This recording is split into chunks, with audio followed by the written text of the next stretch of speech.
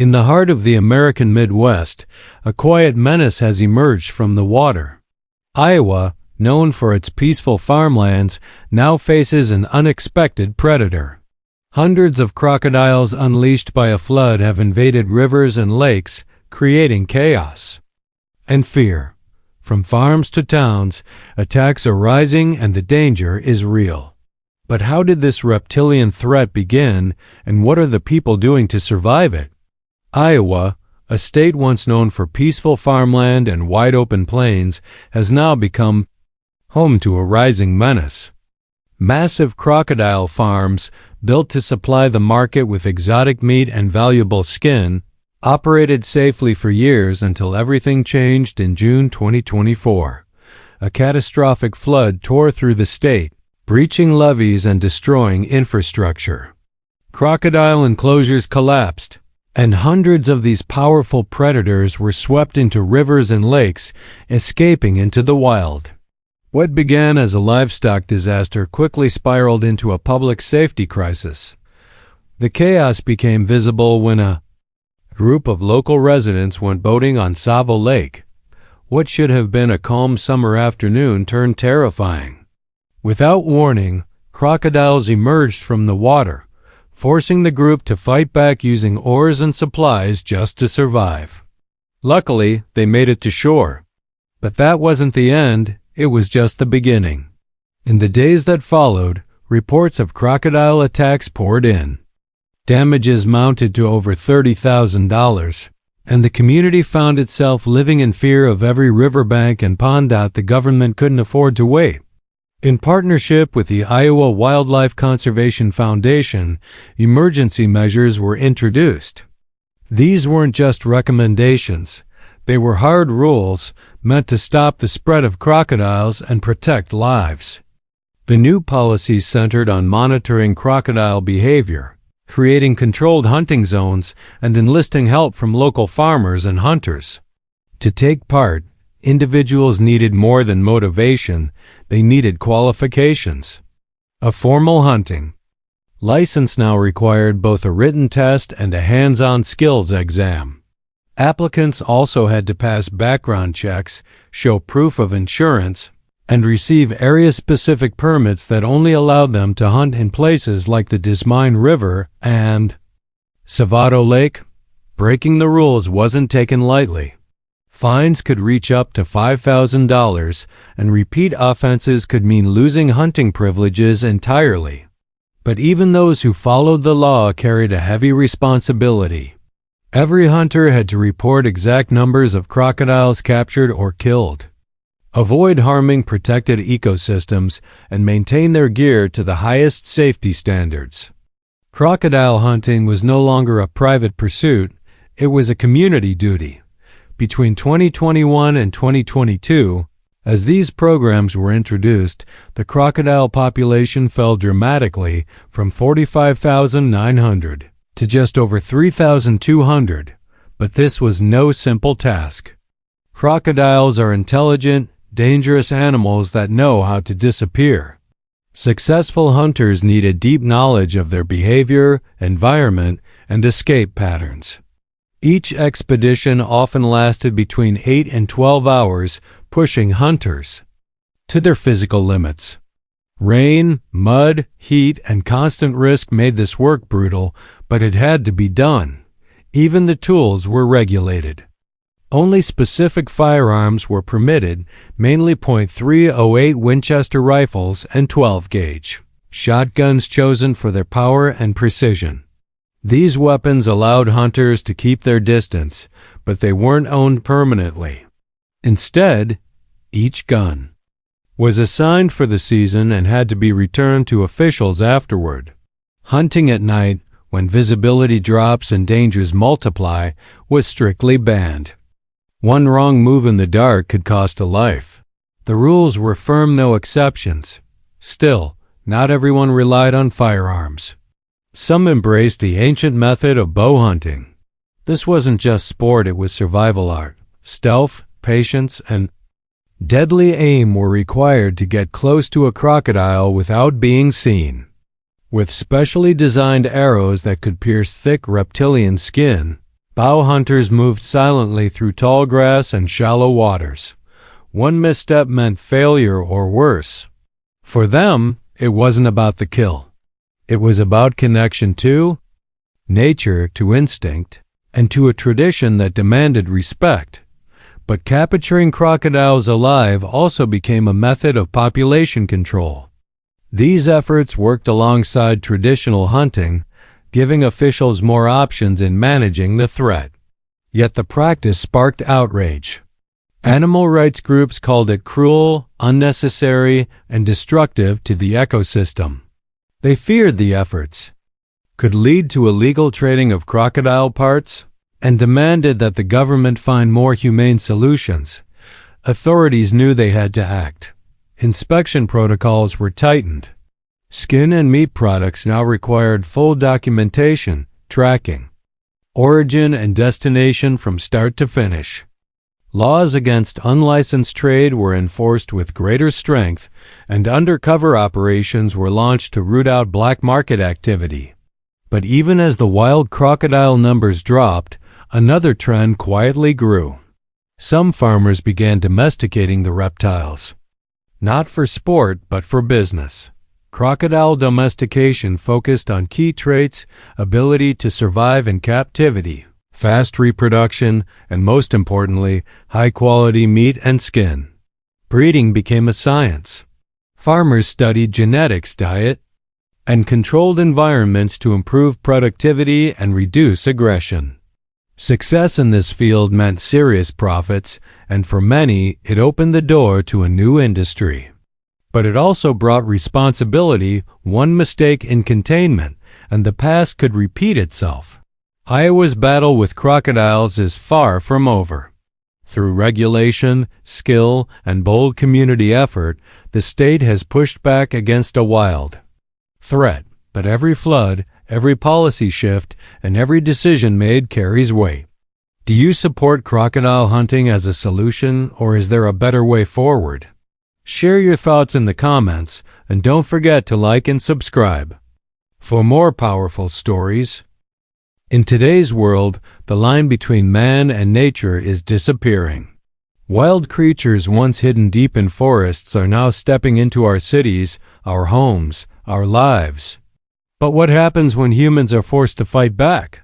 From desperate farmers to elite hunters, from ancient traps to high-tech surveillance, this is a global story of survival, control, and confrontation. This is where nature pushes back and humanity responds. South Korea is under siege, but not by a foreign army or cyber attack by wild boars. These powerful creatures, once rarely seen, have become a daily threat to both city streets and farmlands. As urbanization expands, boars are being squeezed out of their habitats. And they're not going quietly. In 2024 alone, the damage to agriculture crossed $250 million.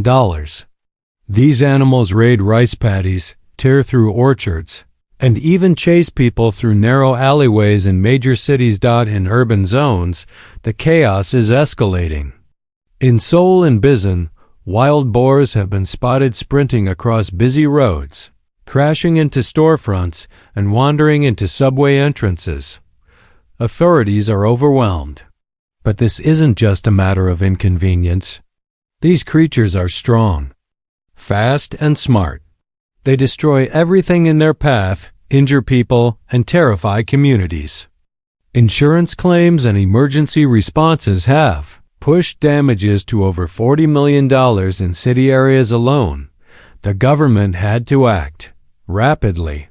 They launched large-scale trapping operations, deploying thousands of professional hunters and trained volunteers across the country. It wasn't just about guns or brute force. It was about strategy, coordination, and discipline. Yet even with the best efforts, the boars seem to outwit their pursuers. These animals have adapted. They avoid main roads, move at night, and attack when least expected. In 1 month, over 60 hunters were injured during ambush-style encounters. To take back control, The authorities approved the use of spring traps in mountainous regions. Nearly 500,000 traps were deployed. These devices are designed with precision. They snap shut only when the right pressure is applied. Each can only capture one boar at a time, but when placed correctly and monitored constantly, they form an invisible wall of defense. But traps are only as effective as those who use them. That's why hunters are required to undergo official training. They must learn how to properly install traps, check them twice daily, and ensure no other animals are harmed. If they fail to follow the rules, they're banned from the program. Authorities say that every year, about 2,000 hunters lose their licenses due to carelessness or violations. This is not a game, it's a national effort. The system rewards discipline. For each wild boar caught, hunters can earn between $100 to $200. But this isn't just about money. It's about pride, duty, and community safety. Each captured animal is carefully checked for disease and recorded in national databases. Some are even used in traditional Korean feasts, honoring the ancient bond between man and nature, even in conflict. These operations have evolved into a structured war effort. Surveillance drones are now used in forests. Night vision equipment helps identify movement in the dark. Villages communicate across networks to track boar migrations. It's a modern battle with ancient roots, but the fight isn't over. Each year, new generations of boars are born smarter and more aggressive. Some experts warn that without stronger measures, the problem will only grow. The balance between human civilization and the wild is tipping, and South Korea is right on the edge. What happens when wild animals invade cities, destroy crops, and even fight back?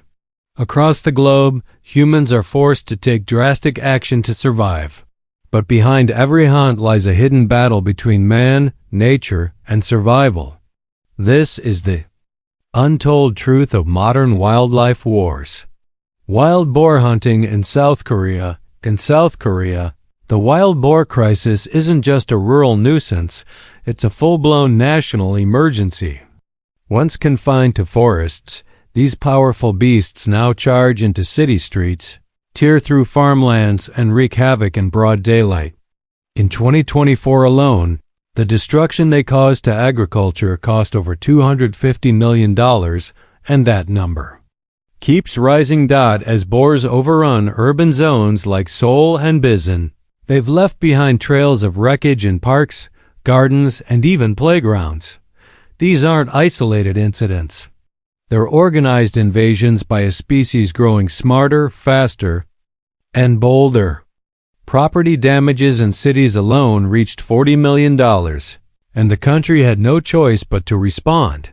The government launched massive hunting operations, arming communities and organizing specialized teams.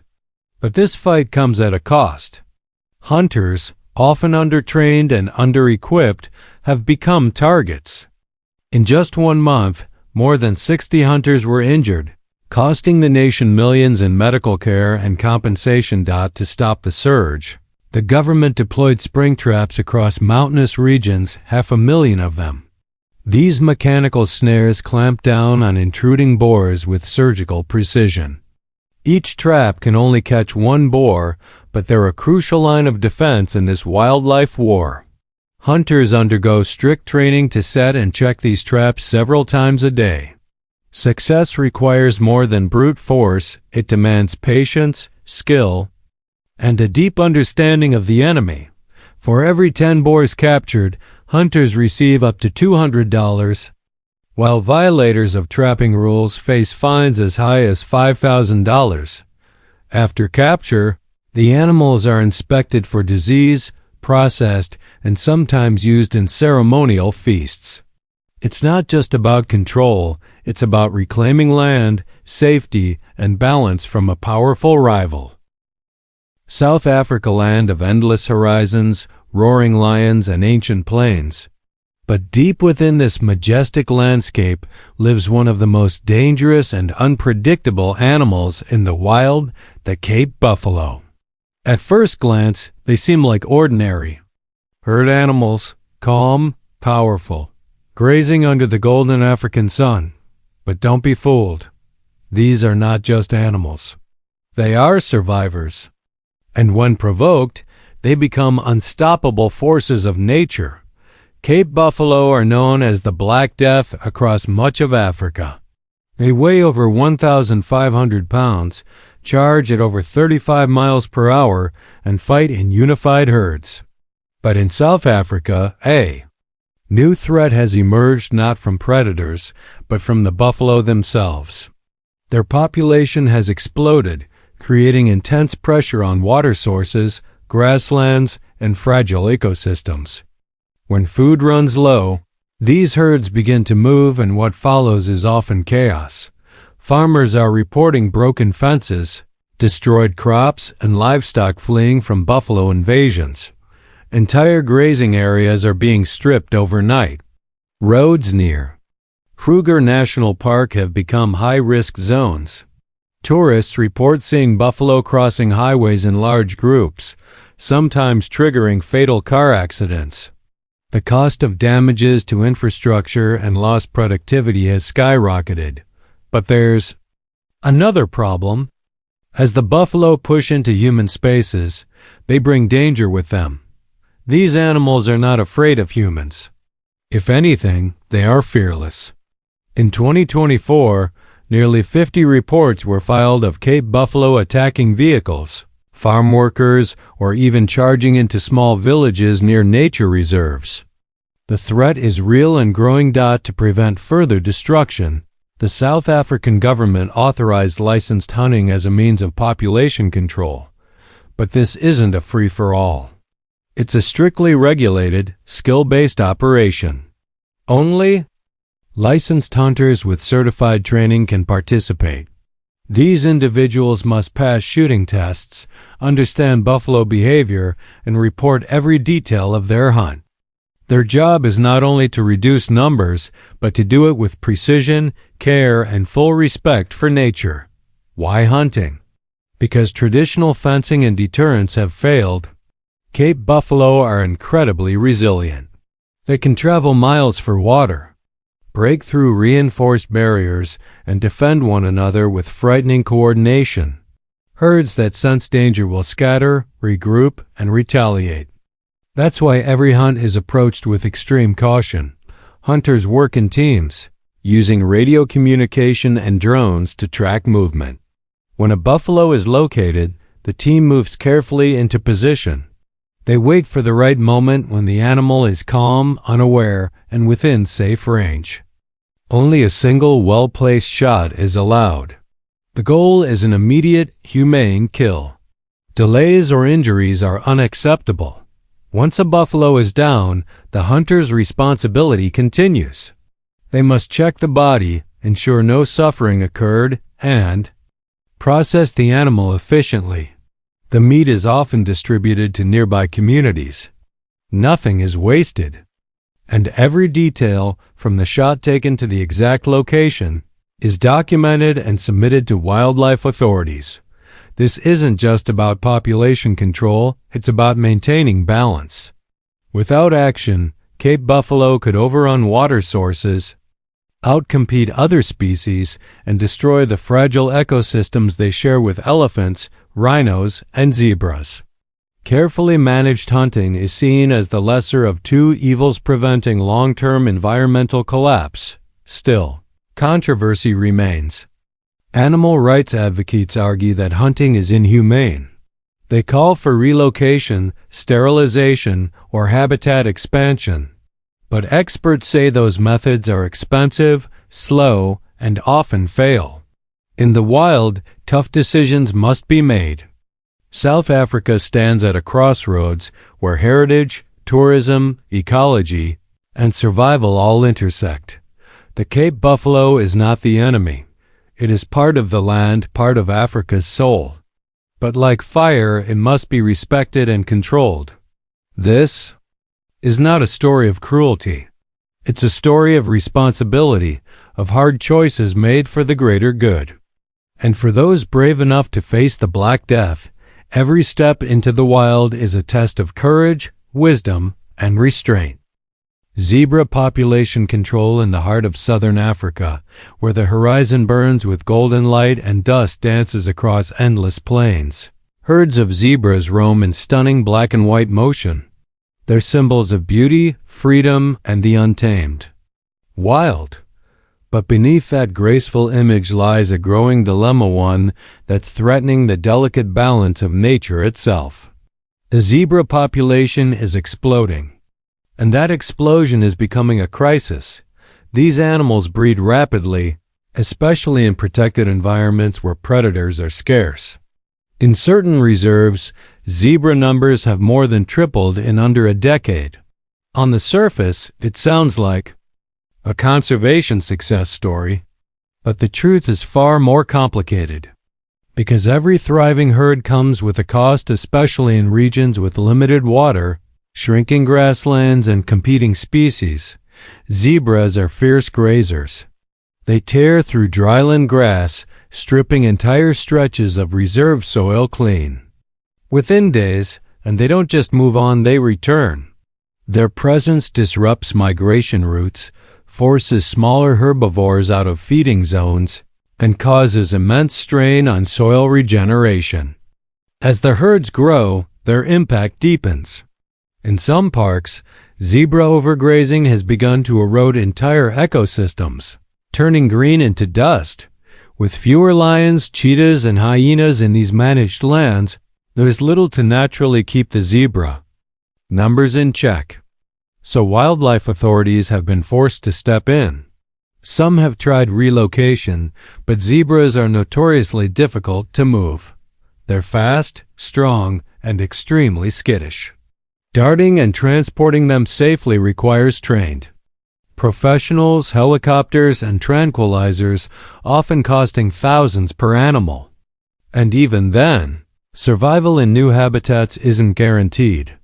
That's where population control measures begin to stir heated debate. In some cases, selective culling targeted, humane killing has been introduced. Not as a first choice, but as a last resort. Only healthy individuals are selected, often after careful assessment of the herd size, age distribution, and ecosystem impact. The process is overseen by wildlife biologists and authorized teams. Every action is logged, every step taken with precision and purpose. But why not just let nature sort it out? In the wild, nature balances itself through death, drought, and predation. But in fenced reserves, especially those bordered by farms and towns, natural balance is harder to achieve. Human activity has removed apex predators and altered migration paths. Without intervention, zebra herds would grow until collapse, devastating not only their own species but everything they share. The land with. Some wildlife managers have turned to contraceptive programs, injectable fertility suppressants that keep mares from breeding. But these solutions are slow, expensive, and often unreliable. They also require darting the same animals repeatedly, which can cause chronic stress. In high-growth regions, the herd outpaces the science. What about selling zebras to private reserves or game farms? That happens, but the market is small and already saturated. Zebras, unlike antelope or buffalo, don't offer much value in commercial game farming. Their role is ecological, not economic. And so, again, the responsibility returns to conservationists. Step in where nature no longer can. In some places, the meat from culled zebras is processed and donated to local communities. It's a way to ensure that no part of the animal is wasted. Skins are preserved, samples are sent to research labs, and the story of each animal is recorded in detail. Because in these decisions, transparency matters. Still, there are critics, activists, tourists, and even some conservationists who believe any killing is wrong. They demand non-lethal alternatives, more research, and better land use strategies. Their voices are heard. But those on the ground, those who walk the bush, measure the land, and see the shrinking waterholes, they know the stakes. They know that doing nothing is its own form of cruelty. Managing zebra populations isn't about choosing winners and losers. It's about protecting balance, ensuring that giraffes, springboks, rhinos, and birds all have space to breathe. It's about listening to the land, reading its signs, and acting before it's too late.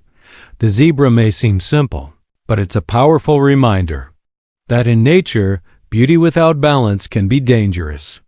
And when the land speaks, those who protect must be ready to answer not with emotion, but with wisdom. Warthog regulation methods. In the golden light of dawn, the African bush stirs to life.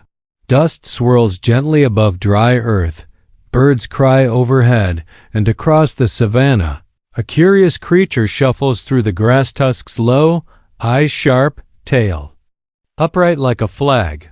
The warthog. It may look comical at first glance, but beneath that awkward appearance lies one of the toughest survivors in the wild.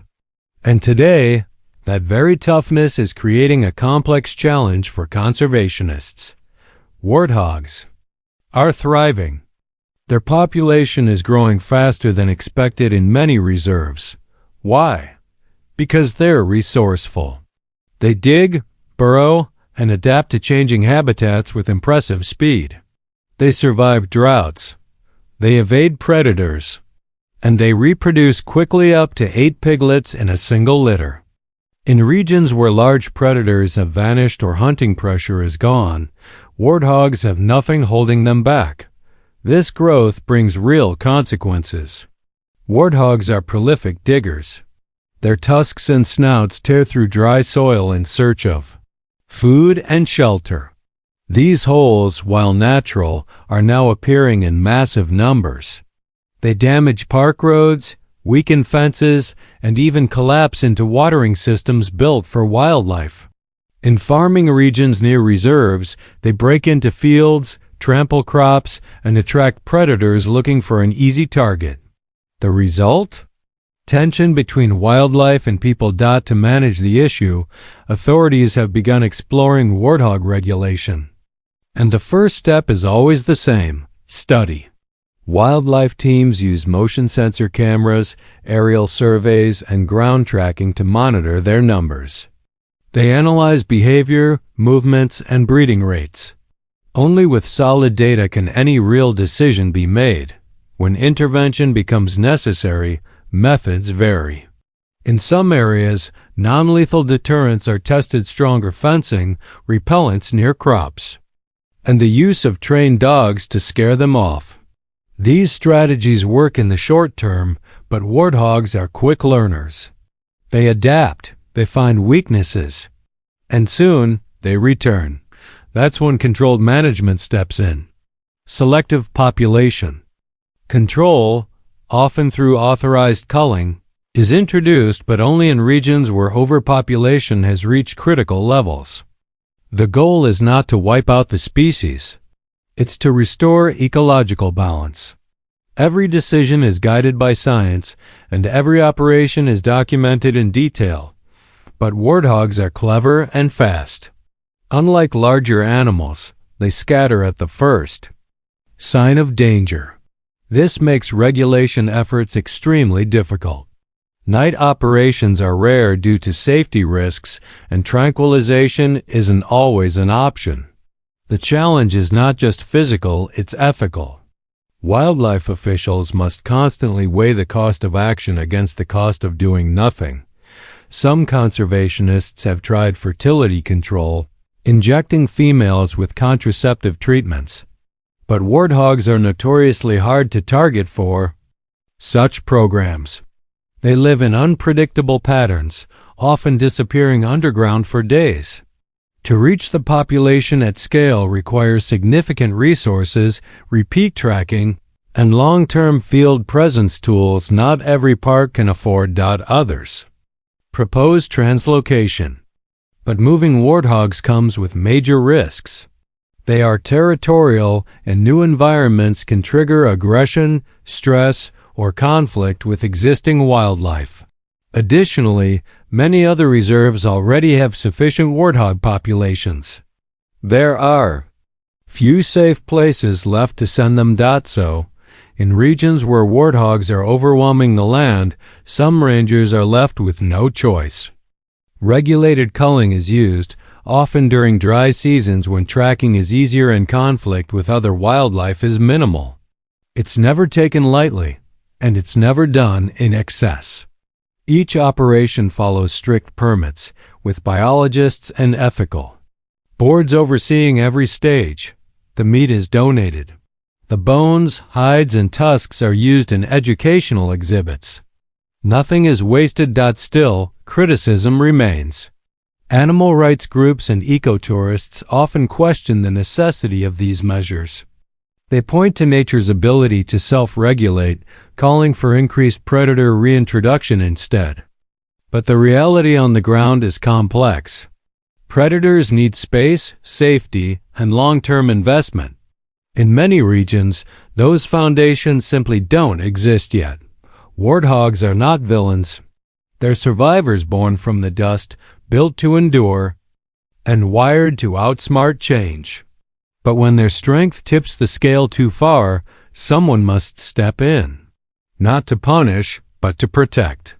Not to dominate, but to restore the harmony that once made the land whole. Because balance is not just an idea, it's a law of the wild. And when one species rises too fast, the entire system begins to bend. Sometimes, holding that system steady requires choices that are hard. But if made with care, with science, and with deep respect, those choices can help preserve a future where every creature, even the smallest warthog, has a place to thrive.